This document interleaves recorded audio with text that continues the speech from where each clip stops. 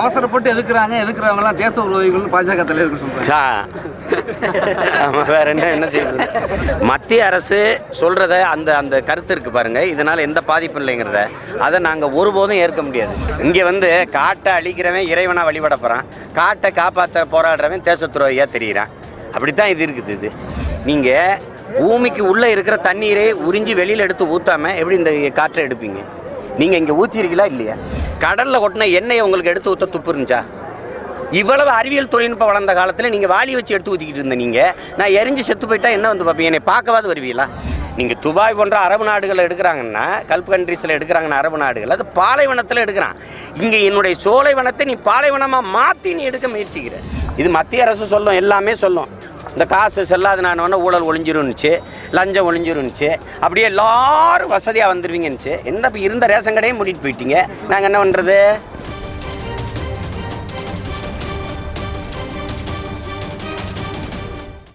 அவசரப்பட்டு எதுக்குறவங்கலாம் தேச விரோதிகள் பாஜக தலைவர்கள் சொல்றாங்க.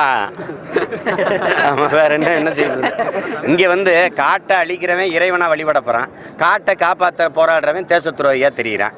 அப்படித்தான் இது இருக்குது. இது ஒரு வேலை வாய்ப்பு இதில் வராது. இதில் நீங்கள் வந்து இந்த இப்போ ஒரு குழாயை பதிச்சு இப்போ எடுத்தாங்கல்ல, எத்தனை பேருக்கு வேலை வாய்ப்பு வந்திருக்கு? மத்திய அரசு சொல்கிறத அந்த கருத்து இருக்குது பாருங்கள், இதனால் எந்த பாதிப்பும் இல்லைங்கிறத அதை நாங்கள் ஒருபோதும் ஏற்க முடியாது. இதை நீங்கள் உலக நாடுகளில் வச்சு கூட ஒப்பிடுவோம்.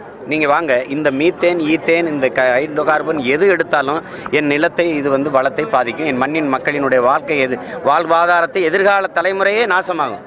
நீங்கள் பூமிக்கு உள்ளே இருக்கிற தண்ணீரை உறிஞ்சி வெளியில் எடுத்து ஊற்றாமல் எப்படி இந்த காற்றை எடுப்பீங்க? நீங்கள் இங்கே ஊற்றிருக்கீங்களா இல்லையா? ஊற்றுனா அதை எடுத்து ஒரு வைக்கோல ஊற்றுனா தீப்பிடிச்சி எரியுதா இல்லையா? இப்படி நாளைக்கு பறவை என் வீடை எரிஞ்சு வச்சுன்னா நீங்கள் வருவீங்களா? நான் ஒரே ஒரு கேள்வி கேட்குறேன், கடலில் கொட்டின எண்ணெயை உங்களுக்கு எடுத்து ஊற்ற துப்பு இருந்துச்சா? இவ்வளவு அறிவியல் தொழில்நுட்பம் வளர்ந்த காலத்தில் நீங்கள் வாளி வச்சு எடுத்து ஊற்றிக்கிட்டு இருந்த நீங்கள், நான் எரிஞ்சு செத்து போயிட்டா என்ன வந்து பார்ப்பீங்க? என்னை பார்க்கவாது வருவீங்களா? 20 பேர் காட்டுக்குள்ளே சுட்டுப்பட்டு செத்து கிடந்தோம்ல, வந்தீங்களா? மழை வெள்ளம், ஒரு அற்ப நீர், குளிர்ந்த நீர் வெள்ளத்தில் மிதந்து கிடந்த ஒருத்தனும் காப்பாற்ற வரல. அப்புறம் நீங்கள் வந்து இவ்வளோ விருது ஆபத்துலன்னா அப்படி நிலத்தடி நீரை உறிஞ்சி வெளியில் எடுத்து ஊற்றாமல் அந்த நிலக்கரி வெடிப்புக்குள்ளே இருக்கிற காற்றை எப்படி வெளியில் எடுப்பீங்க? அப்போ என்னுடைய நிலத்தடி நீரை பூரா வெளியில் எடுத்து ஊற்றுனீங்கன்னா எங்கே ஊற்றுவீங்க? நீங்கள் 6000 அடிக்கு கீழே போய் தண்ணீர் பூரா எடுத்து ஊற்றிட்ட பிறகு மண்ணுக்குள்ளே இருக்கிற நீர்வளம் முழுக்க முடிஞ்சிடும். ரெண்டாவது, கடல் நீர் உள்ளே வரும். கடல் நீர் மட்டத்துக்கு நீங்கள் குழாயை போட்ட பிறகு நீங்கள் ஒரு குழாய் தான் நாங்கள் மேலே பார்க்க இருக்கோம். ஆனால் பல லட்சக்கணக்கான கிளை குழாய்களை நீங்கள் இது பண்ணிடுவீங்க. நான் அங்கே தான் குழாய் இருக்குன்னு நினைப்பேன், என் வீட்டுக்கு கீழே குழாய் போய்கிட்டு இருக்கோம், எனக்கு தெரியாது. அதுதான் செய்வீங்க. நீங்கள் கடல் நீரும் உள்ளே வரும், அந்த கடல் நீரையும் எடுத்து வெளியில் ஊற்றுவீங்க. அந்த உப்பு நீரோடு தேங்கி நச்சு வேதி கலவைகள் சேர்ந்து அந்த தண்ணீரை உள்ளே அதை விட்டு தான் நீங்கள் இந்த மண்ணை பிளக்க முடியும். அந்த தண்ணீரை அப்படியே எடுத்து வெளியில் ஊற்றும்போது சொர்க்கமாக சோலையாக இருக்கிற என் நிலம் பாலைவனமாக மாறிடும். நீங்கள் துபாய் போன்ற அரபு நாடுகளில் எடுக்கிறாங்கன்னா, கல்ஃப் கண்ட்ரீஸில் எடுக்கிறாங்கன்னா அரபு நாடுகள், அது பாலைவனத்தில் எடுக்கிறான். இங்கே என்னுடைய சோலைவனத்தை நீ பாலைவனமாக மாற்றி நீ எடுக்க முயற்சிக்கிற. அதானே இங்கே இருக்கிறது. இப்போ நீங்கள் நான் கேட்குறதுக்கு பதில் சொல்லுங்கள், இப்போ இதெல்லாம் இது நடக்குமா நடக்காதா? இப்போ நீரை பூரா வெளியே எடுத்தோன்னா மண் அடுக்குகளுக்குள்ளே இடைவெளி வருமா வராதா? இந்த இடைவெளி மண் அடுக்கில் வரும்போது இது சரியாதா? சரிஞ்சால் நாங்கள்லாம் உள்ளே போக மாட்டோமா? தமிழக அரசு இந்த இதில் வந்து நிலைப்பாடு நினைக்கிறீங்க?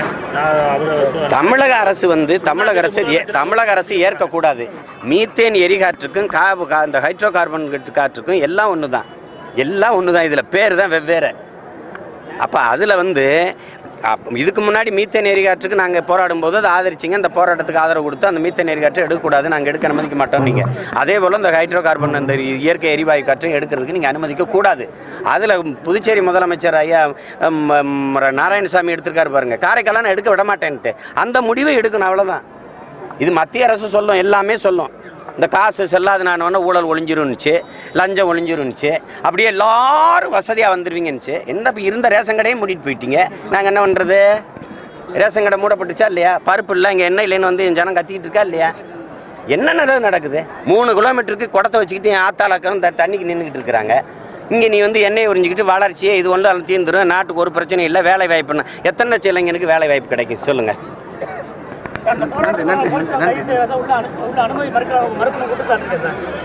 அது அரசு கையாளுகிற தவறான நடவடிக்கை. இந்த மக்களின் உணர்வுக்கு, மக்களின் போராட்டத்திற்கு என்னுடைய அரசு மதிப்பு அளிக்குதா இல்லையா? அதான் நம்ம எழுப்புற கேள்வி. மதிப்பு அளிக்கிறதா இருந்தால் ஏன் அது அவசியமற்ற கைது செய்யுது? அப்போ நாங்கள் வந்து இந்த ஹைட்ரோ கார்பன் எடுக்கிற திட்டத்தை ஆதரிக்கணும்னு அரசு சொல்ல வருதா? இல்லை ஆதரிக்கிற மக்களின் உணர்வை நாங்கள் மதிக்கிறோம், அந்த போராட்டத்தை நாங்கள் ஏற்கிறோம் அப்படின்னா எதுக்கு போராட வர்ற பிள்ளைகளை கைது செய்யணும்? எதுக்கு போராட அனுமதி கேட்குற இயக்கங்களுக்கு தடை விதிக்கணும், கைது செய்யணும்? அது அவசியமற்றது. அது தேவையில்லாத பதட்டத்தையும் நெருக்கடியும் தூண்டும். பல தளங்கள்லேயும் போராட்டம் வெடிக்கும். மறுபடியும் இது ஒரு அசாத்திய சூழல் இங்கே உருவாகும். ஜல்லிக்கட்டு போராட்டத்துக்கு எப்படி விரிவடைஞ்சோ அப்படி விரிவடையும். அப்புறம் நீங்கள் மறுபடியும் தடியடி நடத்தி எங்களை தீ வச்சு கொளுத்தி அப்புறம் கலைக்கணும். இது உங்கள் கட்சி சார்பாக என்னென்ன போராட்டங்கள் முன்னெடுக்க போறீங்க? எங்கள் கட்சி சார்பான போராட்டமே கிடையாது. இது மக்கள் போராட்டம். இது வந்து கட்சிக்கெல்லாம் கிடையாது. இது இருங்க சீமானுங்கிறவன் யாரு? வானத்திலிருந்து வேற்று கிரகத்திலிருந்து வரல. நான் இந்த மக்களில் ஒருத்தன். என் மண்ணின் மக்களினுடைய என் நிலத்தின் வளம் கிடக்கூடாது, என் மண் மக்களினுடைய எதிர்கால வாழ்வு கிடக்கூடாதுன்னு நம்ம நினைக்கிறோம். அதான் முக்கியம். இப்போ இது வந்து நாங்கள் வந்து இங்கே எடுக்கிற போராட்டம் வந்து தினம் எங்கள் கட்சி பிள்ளைங்க வந்து போராடுறாங்க. கட்சி அடையாளத்தோடு இல்லை. இந்த மண்ணின் பிள்ளைகள் போராடி கொண்டிருக்கிறோம். நம்ம வர்ற 5ஆம் தேதி நாம் தமிழர் கட்சி இந்த போராட்டத்திற்கு அழுத்தம் கொடுக்குவதற்காக சென்னையில் வள்ளுவர் கோட்டத்துக்கிட்ட போராடுறோம்.